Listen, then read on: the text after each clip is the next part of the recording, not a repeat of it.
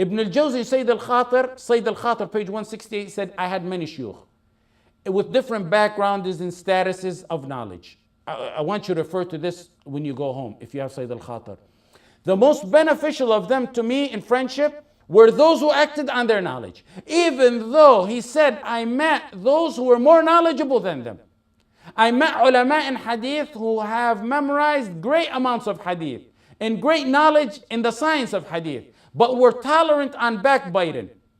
And many times they would even justify backbiting under the pretext of jarh and ta'dil. And they would take, look, he didn't like that. They would take compensation on learning hadith and teaching. You want to learn? Got to pay up $100, $150. They used to give prompt answers to avoid breaking their prestige, even though they weren't sure of matters. They wanted to answer everything. I met Abdul Wahhab al-Anmati, and he was on the path of the Salaf.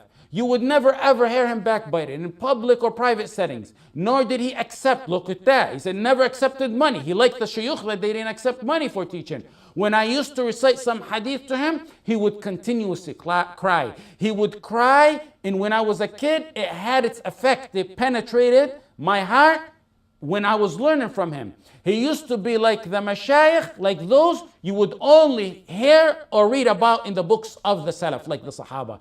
I met Abu Mansur al-Jawaliqi, very silent man, rigorous, and very, very deep into the knowledge, and very thorough. It would happen that he would be asked about a matter that young kids in his halaqah would think they know the answer, yet he would refuse and back away from answering until he confirms his answer. He used to continuously fast and always be silent, unless he's teaching, unless he's doing something righteous. I benefited from learning from these two more than many of my other shuyukh, he's saying. Out of the hundreds of the mashayikh you had, out of those you say you had many hundreds of mashayikh, he chose these two because they were the most, and actually many don't know because they're not popular. He chose these two because they applied, they had an effect on him in his personal life because he's seen how they applied it. I also learned that guiding people by your action is better than guiding them by his saying. This is the conclusion he came out with it. I seen shuyukh who in their private times had jokes and leisure time spent that took them out of the hearts of many and shattered what they knew of knowledge. Wallahi, golden words. Wallahi, they are golden words.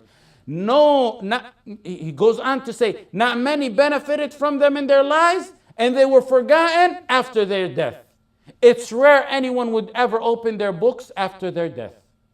Then he goes on to say, Allah, Allah, Allah in applying your knowledge. He is truly poor and unfortunate who goes on in life not applying what he learned. Allah, Allah, Allah in applying your knowledge. He missed the pleasure of this life by not applying, because it's a pleasure in this life we mentioned. And he missed the reward of the life after. He meets Allah bankrupt with plenty of proof against him. That was the words of Ibn al-Jawzi in Sayyid al-Khatir, page 168. Refer to it. It basically sums up all our halaqah today.